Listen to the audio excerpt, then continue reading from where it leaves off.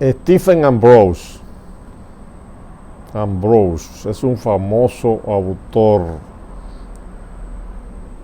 ya fallecido de los Estados Unidos, que escribió entre tantos libros cómo los Estados Unidos se convirtieron en una potencia global, Rise to Globalism. Él, Stephen, también escribió varios libros sobre el presidente Eisenhower, Dwight Eisenhower, que fue un militar, comandante de los ejércitos aliados. Los aliados son los que lucharon contra la Alemania nazi, contra la Italia fascista y el Japón imperial. Esos tres países, esas tres potencias eran el eje: Italia, Alemania y Japón en la Segunda Guerra. Y los aliados eran Estados Unidos, los comunistas de la Unión Soviética y los comunistas de todo el mundo estaban aliados con los Estados Unidos. Estados Unidos y los comunistas aliados con la Unión Soviética. Y estaba bien eso. Francia contra el eje. En Europa, Dwight Eisenhower, que después fue presidente, después de la guerra fue del 1939 a 1945, y él fue presidente desde el 1953 hasta el enero de 1961. Ambrose escribió sobre Eisenhower varios libros interesantísimos. Eisenhower fue un personaje muy interesante. Pues digo esto porque Eisenhower fue el presidente de los Estados Unidos que autorizó los primeros planes, las primeras acciones contra Trujillo. Vamos a ver aquí a Eisenhower y al presidente Kennedy, John F. Kennedy, que lo sustituyó, reunidos días antes de entregarle el poder a Kennedy. Esta es una foto que está en mi libro Tumbaron al Jefe. Pues este detalle es importante, y mostrar el libro de Ambrose, porque el tipo de operación que se planificó contra Trujillo para eliminarlo, que lo organizó la CIA, refiere a la operación de tipo político, se utilizó en la Segunda Guerra, sí, contra varios gobiernos, y lo realizaba la Oficina de Servicios Estratégicos, que esa era la Organización de Inteligencia del Gobierno de Estados Unidos, la OCSS, Office of Strategic Service, antes de que existiera la CIA, la Central de Inteligencia Americana. Después que Fidel Castro se instauró en el poder en Cuba en el año 1959, y en mi libro Tumbaron al Jefe yo hago referencia a ese documento, siendo Eisenhower aún presidente de los Estados Unidos, fue en el año 59, yo menciono este documento de los jefes de militares norteamericanos sobre la situación, y este otro en América Latina y el Caribe, que fueron los que llevaron a que se ejecutaran esos planes. Aquí está en inglés, pero yo lo cito en español.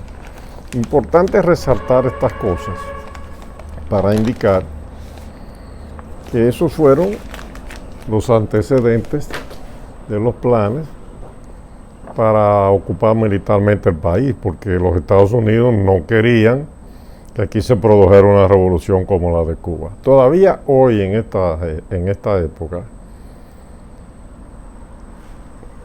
temas que se planteaban en esos memorandos, Estados Unidos los enarbola en política exterior, el tema del dominio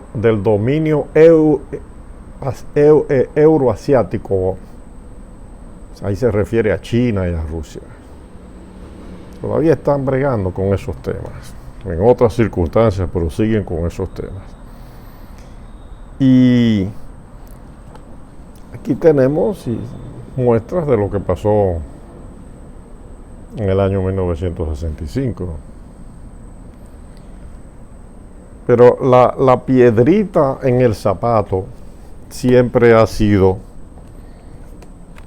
el enemigo más cercano, como decía este representante, o no era embajador, era un representante diplomático, un ministro, porque todavía no habían restablecido relaciones Cuba y Estados Unidos.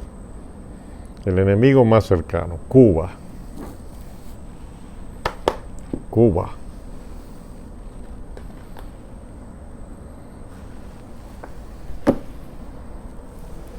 Cuba. Y por aquí tenemos un libro que escribió el comandante de las tropas norteamericanas en el año 1965, general Bruce Palmer, Intervention in the Caribbean. Está dedicado fundamentalmente a la intervención en la República Dominicana del año 1965, la intervención militar de tropas americanas. Este es el general Bruce Palmer vestido de civil.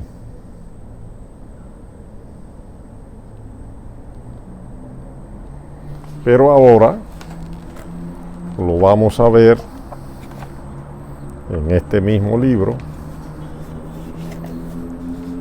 como se le veía en el año 1965. Y ese letrero, ¿ustedes saben dónde está? Dice que es comandante de las fuerzas militares de Estados Unidos en la República Dominicana. ¿Ustedes saben dónde está ese letrero? Mírenlo aquí. Miren ahí el letrero. Esa es la casa de Trujillo intacta todavía en el año 1965. Después fue destruida y ahí se construyó la Biblioteca Nacional, que hoy se llama Pedro Enrique Suriñas. Antes se llamaba solamente Biblioteca Nacional, en la calle César Nicolás Penso. Pues ahí estaba el general Palmer. Pero lo interesante es que en este libro él dice que estaba dispuesto a tomar la ciudad entera y a desalojar a los constitucionalistas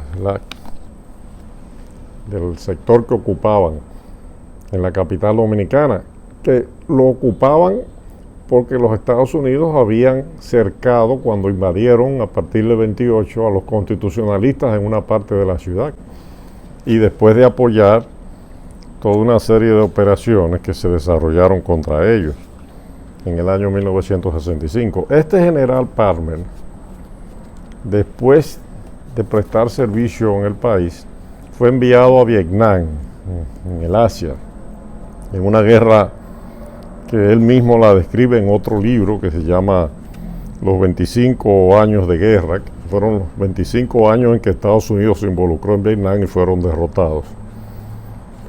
Fueron derrotados en Vietnam, en esa guerra.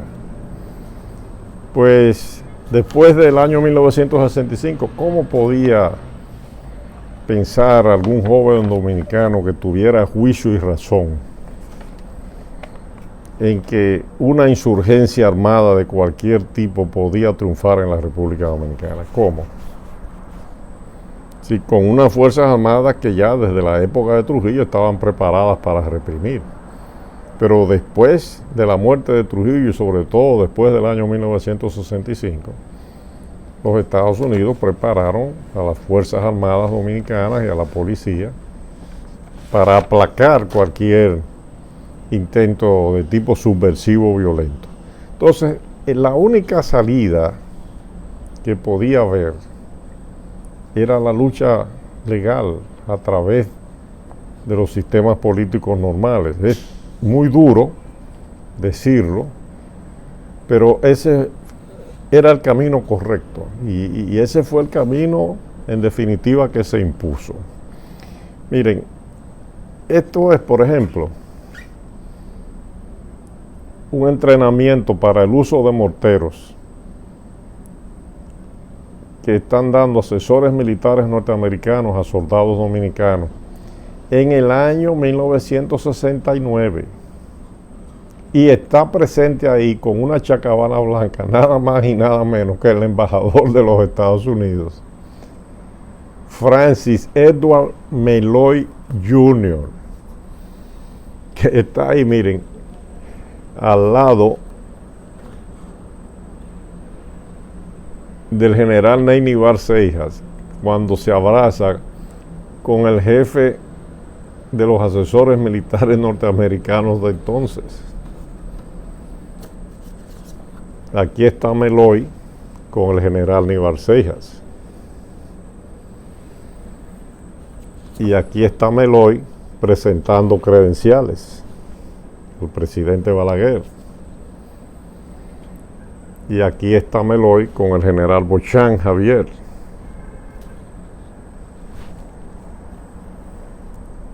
Y aquí está Meloy visitando al presidente Balaguer en el Palacio Nacional en el año 1969. Y aquí está Meloy.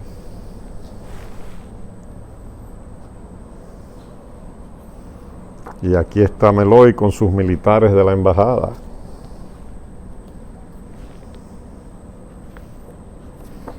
Y aquí está Meloy con el asesor militar de la embajada y con el jefe de la sección política, Albert Williams. Y en otra foto vemos de nuevo a Meloy con su chacabana blanca en el entrenamiento de militares dominicanos de parte de los asesores militares de Estados Unidos. ¿Era o no una locura y una aventura tratar de tomar el poder en la República Dominicana con métodos subversivos violentos? La realidad demostró que eso no era posible y que el camino estaba totalmente equivocado. Y lo demostró el Partido Revolucionario Dominicano cuando ganó las elecciones en el año 1978. La vía era la vía electoral. Abril del 65, la invasión norteamericana, la muerte de Trujillo, todos esos acontecimientos de los últimos 60 años del país nos han servido para ir creando un sistema democrático del que disfrutamos, pero sistema también que tiene una deuda social muy grande con la mayoría de la población dominicana, sobre todo los pobres. Así que ese es el gran desafío. Desarrollo, progreso, vida civilizada, democracia.